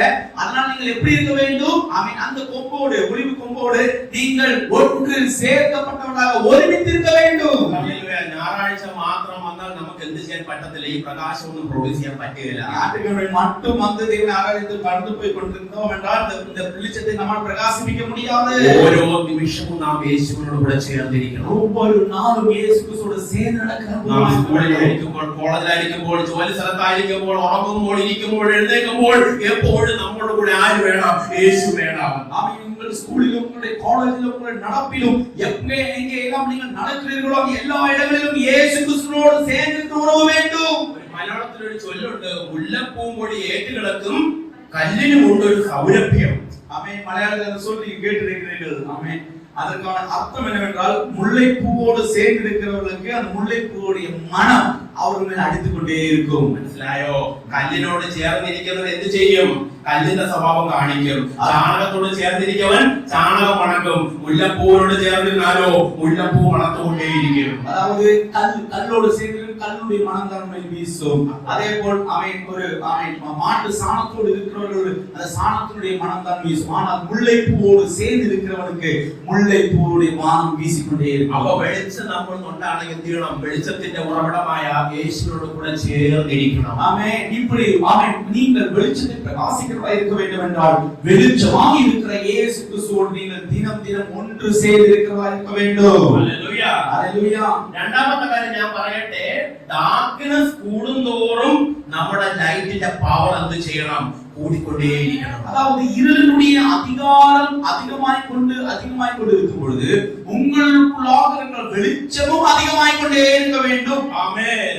ഹല്ലേലൂയ. പാപഭംഗിതമായ ഈ ലോകത്ത് നാം ജീവിക്കുമ്പോൾ, പാപത്തിന്റെ അതിത്വത്തിൽ ആമേൻ അധികാരത്തിൽ നാം ജീവിച്ചു കൊണ്ടിരിക്കും பொழுது ഹല്ലേലൂയ, പവർഫുൾ ലൈറ്റ് നമ്മൾ പ്രൊഡ്യൂസ് ചെയ്യണം. നമുക്കുള്ളാക വല്ലമയുടെ വെളിച്ചം പ്രകാശിച്ചുകൊണ്ടേ இருக்க வேண்டும். സോഷ്യൽ മീഡിയാസിന്റെ ഇൻഫ്ലുവൻസും അതുപോലെ നമ്മുടെ ശബ്ദത്തെക്കാൾ ഉയരുന്ന ഹല്ലേലൂയ ലോകത്തിന്റെ ശബ്ദവും ഇവിടെ കേൾക്കുമ്പോൾ അതിനെ കടന്ന് ഇരുളിലേക്ക് നമ്മുടെ പ്രകാശം തുളച്ചു ചെല്ലണമെങ്കിൽ നമ്മുടെ പവർഫുൾ ലൈറ്റ് നമ്മൾ എന്ത് ചെയ്യണം? പ്രൊഡ്യൂസ് ചെയ്തുകൊണ്ടേയിരിക്കണം. ஆமென். உலகத்தரமான பல ஆமென் மீடியாக்கள் ஆமென் மிகவும் வேகமாக கடந்து போவது போல ஆமென் உலகத்திலே பல இருளின் அதிகாரங்கள் எழுந்திருக்கும் பொழுது நமக்குள்ளாக வெளிச்சம் மிகுந்த வல்லமையோடு அதிகரித்து கடந்து போகிறதா இருக்கும். ഹല്ലേലൂയ. മൂന്നാമത്തെ കാര്യം ഞാൻ പറയട്ടെ, വെളിച്ചം നമ്മൾ ഉണ്ടാകണമെങ്കിൽ നമ്മൾ എന്ത് ചെയ്യണം? ചിലപ്പോൾ സ്വയം എരിയേണ്ടി വരും. ஆமென். வெளிச்சம் நம்மில் பிரகாசிக்க வேண்டும் என்றால் நாம் சுயமாக சிறிதை தியாகம் செய்கிறவர்களாக இருக்க வேண்டும். ഹല്ലേലൂയ. ആമേൻ. ചില ഹാർഡായിരിക്കുന്ന കാര്യങ്ങളൊക്കെ നമ്മൾ വെട്ടി മിനുസമാക്കിയാൽ മാത്രമേ ആ വെളിച്ചം എന്ത് ചെയ്യത്തുള്ളൂ? നമ്മൾ തട്ടി പ്രതിബിംബിച്ച് ഈ ലോകത്തിലേക്ക് പോകത്തുള്ളൂ. பாருங்கள், கடினமான அனுபவமாக உங்கள் இதயத்தில் இருக்கிற கடினதைகளை, கடினமான அனுபவங்களை எடுத்து நீங்கள் மாற்றினால்தான் அது மென்மையான அனுபவமாய் கொடுக்கும் பொழுது அந்த வெளிச்சத்தை இது ஏற்றுக்கொண்டு மற்றவர்கள் பிரகாசிக்கிற ஒரு வெளிச்சமாய் அது மாறும். மெல்லியமானவராய் இருக்க வேண்டும். ഹല്ലേലൂയ. നമ്മുടെ ജീവിതത്തിലെ പ്രകാശത്തെ പ്രതിബിംബിപ്പിക്കുവാൻ തടസ്സമായിട്ട് ഹാർഡായിട്ട് എന്തെങ്കിലും ഉണ്ടെങ്കിൽ പ്രിയ ദൈവമക്കളെ ഞാൻ പറയട്ടെ, ഈ ആരാധനയിൽ അതിനെ വെടിപ്പാക്കി പ്രകാശത്തെ പ്രതിബിംബിക്കുവാൻ തക്കവണ്ണം ഇരുള് നിറഞ്ഞ ഈ ലോകത്തില് വെളിച്ചം പകർന്നു കൊടുക്കുവാൻ തക്കവണ്ണം ഒരുക്കമുള്ള ഒരു കണ്ണാടിയായി നമ്മുടെ ജീവിതത്തെ നമുക്ക് മാറ്റാം. பிரியமானவர்களே, நீங்கள் மற்றவருக்கு பிரகாசமுள்ள வெளிச்சமாய் மாற வேண்டும் என்றால் கடினமான இதயத்தில் உங்கள் காரியங்கள் இருந்தால் அதெல்லாம் எடுத்து மாற்றி ஆண்டவரே மென்மையுள்ள இதயமாய் அதை வெளிச்சத்தை அங்கீகரித்து பிரகாசிக்கிறவர்களாய் மாற்று ஆண்டவரே என்று சொல்லி நீங்கள் ஜெபிக்க தயாரானால் உங்கள் மென்மையுள்ளவர்களாய் மாற்றி இருளில் பிரகாசிக்கிறவர்களாக தேவன் மாற்றி இருக்கிறார். ഹല്ലേലൂയ. ഹല്ലേലൂയ. എങ്ങനെയാ ഈ വെളിച്ചം ലോകത്തിൽ പ്രകാശിക്കേണ്ടേ? எப்படி இந்த வெளிச்சம் உலகத்தில் பிரகாசிக்க வேண்டும்? യേശുവിനോട് ചേർന്നിരിക്കുമ്പോൾ യേശുവിന്റെ പ്രകാശം നമ്മൾ എന്ത് ചെയ്യും? അതിൽ ഉണ്ടായിക്കൊണ്ടിരിക്കും. അത് ഈ ലോകത്തിന് വെളിച്ചമായി പകർന്നുകൊണ്ടേയിരിക്കും. അത് എങ്ങനെയാണ്? இயேசுவோடு நீங்கள் சேர்ந்து இருக்கும் பொழுது உங்களுக்குள்ளாக இருக்கிற வெளிச்சம் அதிகரித்துக் கொண்டே இருக்கும். அது மற்றொரு வெளிச்சத்தை கொடுத்துக் கொண்டே இருக்கும். അതിന്റെ അർത്ഥം, അതിന്റെ ഉത്തരമാണ് 16 വാക്യത്തിൽ പറയുന്നത്. അങ്ങനെ തന്നെ മനുഷ്യർ നിങ്ങളുടെ നല്ല പ്രവൃത്തികളെ കണ്ട് സ്വർഗ്ഗസ്ഥനായ നിങ്ങളുടെ പിതാവിനെ മഹത്വപ്പെടുത്തേണ്ടതിന് നിങ്ങളുടെ വെളിച്ചം അവരുടെ മുമ്പിൽ പ്രകാശിക്കട്ടെ. 16 வசனம் வாசிக்கிறோம். இவ்விதமாய் மனுஷர் உங்கள் நற்கிரியைகளை கண்டு பரலோகத்தில் இருக்கிற உங்கள் பிதாவை மகிமைப்படுத்தும்படி உங்கள் வெளிச்சம் அவர்கள் முன்பாக பிரகாசிக்க கடவது. ഹല്ലേലൂയ. വചനം പറയുന്നു, നമ്മുടെ ചില നല്ല പ്രവൃത്തികളെ കണ്ടു വേണം എന്ത് ചെയ്യാൻ? പിതാവായ ദൈവത്തെ ഈ ലോകം മഹത്വപ്പെടുത്താൻ. இந்த 16 வசனம் கொடுக்கிற பிரகாரமாக உங்களுக்குள்ளாக இருக்கிற நல்ல கிரியைகளை மற்றவர்கள் கண்டு பரலோகத்தில் இருக்கிற பிதாவை மகிமைப்படுத்துகிற வகையில் உள்ள வெளிச்சம் முன்னில் பிரகாசித்துக் கொண்டே இருக்க வேண்டும். ഹല്ലേലൂയ. ஹல்லேலூயா.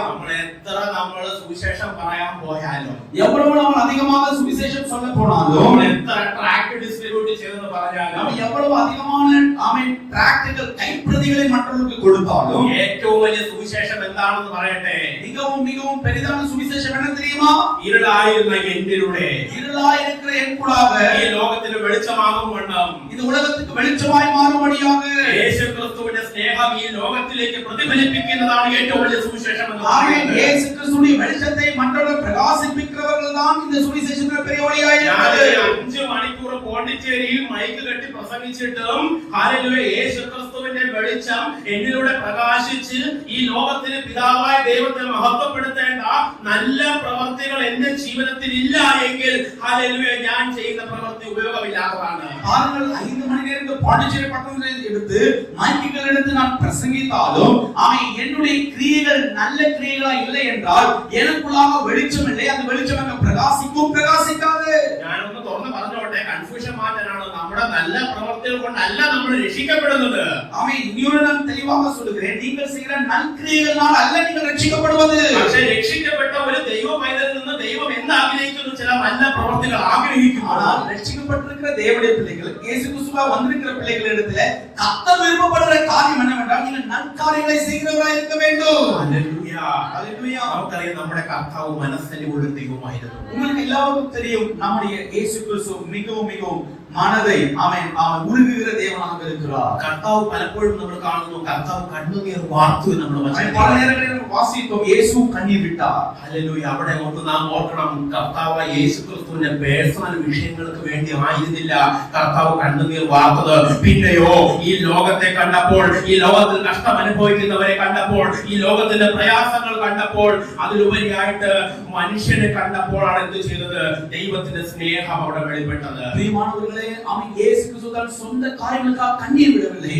மற்றவருடைய விஷயத்தை பார்க்கும்போது, மற்றவருடைய நெருக்கங்களை அனுபவிக்கும் போது, தேசத்தில் வருகிற நெருக்கங்களை பார்க்கும் பொழுது இயேசு அதை நினைத்து கண்ணீர் விட்டதை நாம் பார்க்க முடியும். ഈ ലോകത്തെ നമ്മൾ കാണേണ്ടതും യേശുവിന്റെ കണ്ണുകൊണ്ടാണ്. ஆமென். இந்த உலகத்தில் இருக்கிற நாம் எப்படி பார்க்க வேண்டும்? இயேசுவின் கண்களாக நாம் மாறி இயேசுவின் கண்களாக நாம் பார்க்க வேண்டும். ജേസൺ പാസ്റ്റർ ഓർമ്മിച്ചതുപോലെ രണ്ട് കന്യാസ്ത്രീമാർ ഇപ്പോൾ ജയിലിൽ കിടക്കുക. ஆமென் ஆமென். நம்ம தேசத்தில் சொன்னது போல ரெண்டு கன்னியாஸ்திரிகள் இப்பொழுது சிறைச்சாலையில் அடைக்கப்பட்டிருக்கிறார்கள். അവരുടെ പേഴ്സണൽ വിഷയങ്ങൾക്ക് വേണ്ടി അല്ല പ്രിയമുള്ളവരെ ജയിലിൽ കിടക്കുന്നത്. പ്രിയമാனவர்களே, அவருடைய தனிப்பட்ட விஷயத்துக்காக அல்ல அவர்கள் சட்டீஸ்கருக்கு கடந்து போனாங்க. അതിൽ ലോകത്തിന്റെ പല സുഖങ്ങളും അവർ മാറ്റിവെച്ചു യേശുവിന്റെ നല്ല പ്രവൃത്തി അവരുടെ വെളിപ്പെട്ടു. അതിനാലാണ് അവർക്ക് എന്ത് ചെയ്യേണ്ടി വന്നത്? ഇപ്പോൾ ജയിലിൽ കിടക്കേണ്ടി വന്നത്. ஆமென். உலகத்தில் இருக்கிற பல ஆமென் சுகத்தை அவர்கள் மாற்றி வைத்துதான் அவர்கள் இப்பொழுது சட்டீஸ்கர் கடந்து போனதனால்தான் அவர்கள் இப்போது சிறைச்சாலையில் இருக்கிறார்கள். ആ ഒരു ബിഹേവിയർ ദൈവം നമ്മളൊന്നും ആഗ്രഹിക്കുന്നു. அந்த ஒரு சுபாவம் உங்களுக்குள்ளாக தேவன் விருப்பப்படுகிறார். നമ്മുടെ നല്ല പ്രവൃത്തി കണ്ട് പിതാവായ ദൈവത്തെ ഈ ലോകം മഹത്വപ്പെടുത്തും. ஆமென். பிரியமானவர்களே, உங்களுக்குள்ளாக இருக்கிற நற்கிரியைகளை கண்டு பரலோகத்தில் இருக்கிற ஒரு பிதா மகிமைப்பட வேண்டும். ഒരു വാക്യം കൂടെ വായിച്ച് എന്റെ വാക്കിനെ ഇവിടെ ഉപസംഹരിക്കുവാൻ ഞാൻ ആഗ്രഹിക്കുന്നു. ஆமென். ஒரே ஒரு வசனத்தை வாசித்து என்னுடைய வசனத்தை நான் முடிக்க விருப்பப்படுகிறேன். എഫേസ്യ ലേഖനം 5-ാം അധ്യായം. எபேசியருடைய புத்தகம் 5ஆம் அதிகாரத்திலே கடந்து வரலாம். അതിന്റെ 9ാമത്തെ വാക്യം മുതൽ നമുക്ക് താഴോട്ട് വായിക്കാം. அதனுடைய 9ஆம் வசனத்துக்குள்ள நாம் கடந்து வரலாம். எபேசியர் 5ஆம் அதிகாரம் 9ஆம் வசனம். കർത്താവിന് പ്രസാദമായത് എന്തെന്ന് പരിശോധിച്ചുകൊണ്ട് വെളിച്ചത്തിൽ ഉള്ളവരായി. അപ്പൊ കർത്താവിന് അല്ലെങ്കിൽ വെളിച്ചത്തിൽ നടക്കുന്നവൻ എങ്ങനെയായിരിക്കണം? കർത്താവിന് പ്രസാദമുള്ളത് എന്താണെന്ന് അന്വേഷിക്കുന്നവനായിരിക്കണം. അടുത്ത വാക്യം വായിച്ചേ. സകല സൽഗുണവും നീതിയും സത്യവുമല്ലോ വെളിച്ചത്തിന്റെ ഫലം. ஹalleluya. நாம் வாசிக்கலாம். எபேசியர் 5ஆம் அதிகாரம் 8ஆம் வசனம் வரைக்கும் சொல்கிறது. ஆமென். முற்காலத்திலே நீங்கள் அந்தகாரமாய் இருந்தீர்கள், இப்பொழுதோ கர்த்தருக்குள் வெளிச்சமாய் இருக்கிறீர்கள். வெளிச்சத்தின் பிள்ளைகளாய் நடந்து கொள்ளுங்கள். ஆவியின் கனி சகல நற்குணத்திலும் நீதியிலும் உண்மையிலும் விளங்கும் என்று தெளிவாய் கர்த்தர் சொல்கிறது. ஆமென். கர்த்தருக்கு பிரியமானது இன்னதென்று நீங்கள் சோதித்து பாருங்கள். ഹalleluya. ഹalleluya. വെളിച്ചത്തിൽ ജീവിക്കുന്ന നമ്മൾ എന്ത് ചെയ്യണം? വെളിച്ചത്തിന്റെ ഫലമാകുന്ന സകല സൽപ്രവൃത്തിയും നീതിയും സത്യവും വെളിപ്പെട്ടുകൊണ്ടേയിരിക്കണം.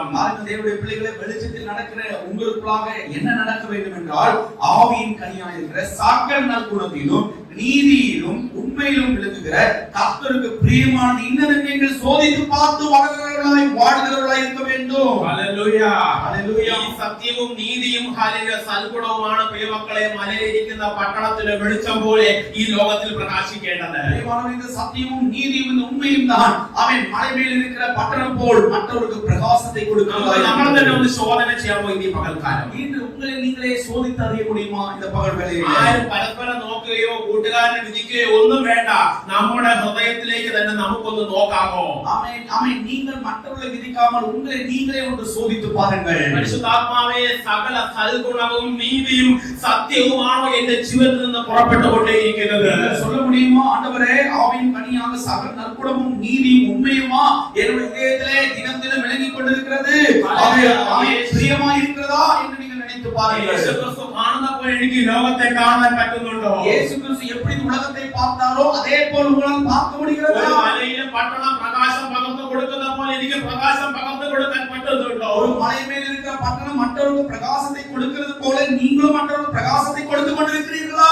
അതോ അസൂയയും പകയും പിണക്കവും ജാരശങ്കയുമാണോ എന്റെ ജീവിതം ഉണ്ടായിക്കൊണ്ടിരിക്കുന്നത്? பொறாமை, பகை, ஆமென், பலவிதமான சண்டைகளுடைய சிந்தனைகளா உன் இதயத்திலே போய் கொண்டிருப்பது? അതിന് ദൈവത്തിന്റെ വചനം നമ്മെ ഓർമ്മിക്കുന്നു. കർത്താവായ യേശു ക്രിസ്തുവിന്റെ രക്തം സകല പാപവും പോക്കി നമ്മെ ശുദ്ധീകരിക്കുന്നു. அதனால்தான் இயேசு கிறிஸ்து வசனம் தெளிவாக சொல்கிறது, இயேசு கிறிஸ்துவின் இரத்தம் சகல பாவங்களையும் போக்கி சுத்திகரிக்கிறது. വിശ്വസിക്കാൻ പറ്റുന്ന പാപത്തിന്റെ ചില കെട്ടുകൾ ഇന്ന് പകൽക്കാലം അഴിഞ്ഞു മാറും. எனவே நீங்கள் சொல்ல முடியும், பாவத்துடைய சில கட்டுகளை தேவன் உடைத்து மாற்றுகிறார். ഇരുളിന്റെ ചില പ്രവൃത്തികൾ ഇന്ന് പകൽക്കാലം അഴിഞ്ഞു മാറും. இருட்டினுடைய பல கிரியைகளை தேவன் அழித்து மாற்றுகிறார். എന്നിലെ ചില കുറവുകൾ ഇന്ന് പരിശുദ്ധാത്മാവ് വെട്ടി മാറ്റുന്ന ദിനമാണെന്ന് എത്ര പേർക്ക് വിശ്വസിക്കാൻ പറ്റും? எனக்குள்ளாக இருக்கிற சில குறைகளை வெட்டி மாற்றுகிற தினமாக இருக்கிறது. பரிசுத்தாவியானவர் எனக்கு உதவி செய்கிறார் எத்தனை பேர் சொல்ல முடியும்? യേശു ക്രിസ്തുവിന്റെ വെളിച്ചം എന്നിലൂടെ പ്രതിഫലിക്കുവാൻ തടസ്സമായിരിക്കുന്ന ചില വേരുകൾ മുള്ളുകൾ ഇന്ന് പകൽക്കാലം എന്റെ പരിശുദ്ധാത്മാവ് അലിഞ്ഞു മാറ്റി ദൈവത്തിന്റെ വെളിച്ചം പ്രൊഡ്യൂസ് ചെയ്യുന്ന നല്ല ഒരു കണ്ണാടിയാക്കി ഇന്ന് ദൈവം എന്നെ മാറ്റുമെന്ന് വിശ്വസിക്കുന്ന ദൈവമക്കൾ കരങ്ങൾ അടിച്ചോന്ന് ദൈവത്തെ മഹത്വപ്പെടുത്തുകയാണ്. இயேசு கிறிஸ்துவின் வெளிச்சமான வேர் உனக்குள்ளாக இருக்கிறது என்றும் ஆமென். அதற்கு தடையாக இருக்கிற பல கசப்பான வேர்களை மாற்றி மக்களுக்கான வெளிச்சம் கொடுக்கிற வேர்களாய் மாற்றுவதற்காக கர்த்தரை தேவனுக்கு நீங்கள் அழைக்கிறோம். ഇരുളിൽ നിന്ന് എന്നെ ദൈവം എന്നെ വിളിച്ചു വേർതിരിച്ചുവെങ്കിൽ അന്ധദാസിൽ നിന്ന് ദൈവം എന്നെ പുറത്തു കൊണ്ടുവന്നെങ്കിൽ ഈ ലോകത്തിന്റെ ന്യായവിധിയിൽ നിന്ന് ദൈവം എന്നെ പുറത്തു കൊണ്ടുവന്നെങ്കിൽ ഞാൻ ഈ ലോകത്തിന്റെ വെളിച്ചമാകുവാൻ ദൈവം ആഗ്രഹിക്കുന്നുവെങ്കിൽ അതിൽ ഇന്ന് പകൽക്കാലം നമുക്ക് അതിനായി ദൈവത്തിന്റെ കരങ്ങളിലേക്ക് ഒന്ന് സമർപ്പിക്കാം. അതിന് ഇരുളിൻ അധികാരത്തിൽ നിന്നും സാത്താനുடைய രാജ്യത്തിൽ നിന്നും പലവിധமான ഇരുട്ടിന്റെ അനുഭവങ്ങളിൽ നിന്നും ആമേൻ പാപത്തിൽ നിന്ന് தேவனுடைய விடுவித்து வெளிச்சத்தில் கொண்டு வந்திருந்தார் என்றால் இப்ப இந்த வெளிச்சத்துடைய அனுபவத்தை நீங்கள் இப்படி சிந்தித்து பாருங்கள். எல்லாரும் கண்களை மூடி ஜெபிக்க முடியும். എന്റെ സകല സൽഗുണവും என்னுடைய சகல சற்குணங்களும் എന്റെ സത്യവും என்னுடைய உண்மையும் എന്റെ നീതിയും என்னுடைய நீதியும் ഞാൻ ആയിരിക്കുന്ന സ്ഥലത്തിൽ പ്രകാശമായി நான் വ്യാപിക്കട്ടെ. எங்கே இருக்கிறோனோ அந்த இடத்திலே அது பிரகாசிக்கட்டும். ഇരുളായ എന്നിൽ യേശുവിന്റെ പ്രകാശം പരക്കട്ടെ.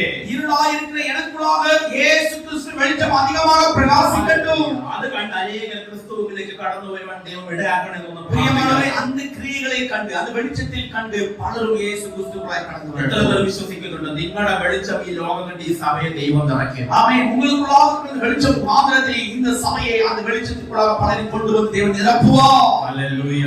ஹல்லேலூயா. കണ്ണടയ്ക്ക് നമുക്ക് പ്രാർത്ഥിക്കാം. நம்முடைய கண்களை மூடலாம் ஆச்சரிக்கலாம். സ്വർഗീയ പിതാവേ, ஆமென். பரலோக தேவனே, നല്ല ഈ സമയത്തിനായി ഞങ്ങൾ നന്ദിയോടെ സ്തോത്രം ചെയ്യുന്നു. ஆண்டவரே இந்த கொடுத்திருக்கிற நல்ல பகல் நேரத்துக்காக தேவனை நான் துதிக்கிறேன். കർത്താവേ, ഇരുളായിരുന്നു ഞങ്ങളെ വെളിച്ചമാക്കി മാറ്റിയതിനായി ஆண்டவரே இருளாயிருந்த எங்களை வெளிச்சமாக மாற்றினீரே, നന്ദി ആണ്ടവരേ. ഹല്ലേലൂയ. ഇരുള് മാത്രം വ്യാപരിച്ച് എന്നിൽ ക്രിസ്തുവിന്റെ പ്രകാശം വ്യാപരിപ്പിച്ചതിനായി സ്തോത്രം ചെയ്യുന്നു. இருளாயிருந்த எங்களுக்குள்ளாக உம்முடைய வெளிச்சம் பிரகாசித்ததே, நன்றி. കർത്താവേ, ഒരുപാടൊന്നും ചെയ്യാൻ എനിക്ക് സാധിച്ചില്ല എങ്കിലും ஆண்டவரே பல விஷய காரியங்கள் என்னால் செய்ய முடியவில்லை என்றாலும் ഇരുളിന്റെ പ്രവൃത്തികൾ എന്റെ ജീവിതത്തിൽ നിന്ന് മാറ്റി ஆண்டவர் இருளுடைய அதிகாரத்தை என் வாழ்க்கையிலிருந்து நீர் மாற்றி അതിന്റെ ക്രിസ്തുവിന്റെ പ്രകാശം എന്നിലൂടെ ഒന്ന് പ്രതിഫലിക്കണം. ஆண்டவரே இயேசு கிறிஸ்துவின் பிரகாசம் எனக்குள்ளாக பிரகாசிக்கட்டும். ആ സത്യവും നീതിയും ഹാലിലും സൽഗുണവും ഈ ലോകം കണ്ട് ஆண்டவரே அந்த ஆண்டவரே சற்குணத்திலாக இருக்கிற நற்குணமும் அந்த சத்தியமும் உண்மையும் ஆண்டவரே கண்டு എന്റെ സംസാരം കേട്ട് എന്റെ പ്രവൃത്തി കണ്ട് என்னுடைய பேச்சை கேட்டு என்னுடைய கிரியைகளை பார்த்து അനേകർ എന്റെ ദൈവത്തിലേക്ക് കടന്നു വരുവാൻ ഇടയാക്കണം. ஆண்டவரே பலரும் என் இயேசுவின் பாதத்திலே கடந்து வரட்டும் அப்பா. യേശുവിന്റെ ഒരു വെളിച്ചമായി ലോകത്തിൽ നിൽക്കുവാൻ இயேசு கிறிஸ்து வெளிச்சமாக இந்த உலகத்திலே இருப்பதற்கு സ്വയം എരിഞ്ഞുകൊണ്ട് ഈ ലോകത്തിന്റെ വെളിച്ചമായി നിൽക്കുവാൻ ஆமென். சுயமாக நான் தன்னை என்னை ஆமென் மாற்றி கர்த்தருக்கான வெளிச்சமாய் மாறி இருப்பதற்கு ഈ ദിനങ്ങളെ ദൈവം എന്നെ സഹായിക്കണമേ എന്ന് പ്രാർത്ഥിക്കുന്നു. இந்த இடத்திலே ஆண்டவரே எனக்கு உதவி செய்யுங்க ஆண்டவரே என்று சொல்லி ஜெபிக்கலாம். ഈ വചനം കേട്ട മക്കളെ ദൈവം അനുഗ്രഹിക്കണം. இந்த வசனத்தை கேட்ட ஜீவஜனத்தை தேவன் അവരുടെ ஆசீர்வதிக்கட்டும். ജീവിതത്തിൽ ഈ വചനം ഒരു വിടുതലായി മാറണം എന്ന് പ്രാർത്ഥിക്കുന്നു. ஆண்டவரே இந்த வசனம் பலருக்கு விடுதலையை மாறட்டும் என்று ഈ சொல்லி സഭയെ ஜெபிக்கிறேன். ദൈവം അനുഗ്രഹിക്കണമേ. ஆண்டவரே சபையை தேவன் ஆசீர்வதிக்க வேண்டும். ഈ സഭ ഈ പോണ്ടിച്ചേരി ദേശത്തിന് വെളിച്ചമായി നിൽക്കണമേ. ஆண்டவரே இந்த பாண்டியில் பட்டணத்திலே இந்த சபை பெரிய வெளிச்சமாய் இருக்க வேண்டும். അതിൽ ഇരുളിന്റെ പ്രവൃത്തികൾ ഈ ദേശത്ത് അഴിഞ്ഞു മാറട്ടെ. இருட்டினுடைய அதிகாரங்கள் இந்த தேசம் விட்டு அழிந்து மாறி ഈ போகட்டும். സഭയുടെ അതിരുകൾ ദൈവം വിശാലമാക്കണമേ എന്ന് இந்த പ്രാർത്ഥിക്കുന്നു. சபையினுடைய ஆண்டவரே அப்பா மதில்களை ஆண்டவரே விஸ்தாரமாக்கும் பெருக செய்யுங்க அப்பா. ദൈവകരങ്ങളിലേക്ക് താഴ്ത്തുന്നു. கர்த்தாவே உடைய பலத்தின் மேல் கருத்தை ஆசீர்வதிக்கட்டும். ദൈവം ഏവരെയും സഹായിക്കുമാറാകട്ടെ. கர்த்தர் உங்களை எல்லாவரையும் சகாயிக்கட்டும். அப்படியே கண்களை மூடலாம். അങ്ങനെ കണ്ണുകൾ അടച്ചാൽ പ്രാർത്ഥന ഉണ്ടായിരിക്കാം. Hallelujah hallelujah amen. സമയത്ത് കർത്താവിനെ നന്ദി അറിയിക്കുന്നു. ആമേൻ. Thank you Jesus. ദൈവത്തോട് നന്ദി சொல்கிறேன். ഹല്ലേലൂയ. ഇനിയും എന്നെ ഓർത്ത് പ്രാർത്ഥിക്കുക, എന്റെ ശുശ്രൂഷ ഓർത്ത് പ്രാർത്ഥിക്കുക. ദൈവം നമ്മെ ഏവരെയും സഹായിക്കുമാറാകട്ടെ. ஆமென். எங்களுடைய ஊழியத்தையும் என்னுடைய கண்டு இந்த ஜெபிங்கள் கர்த்தருடைய தாராளமாக ஆசீர்வதிக்கட்டும். അങ്ങനെ கண்களை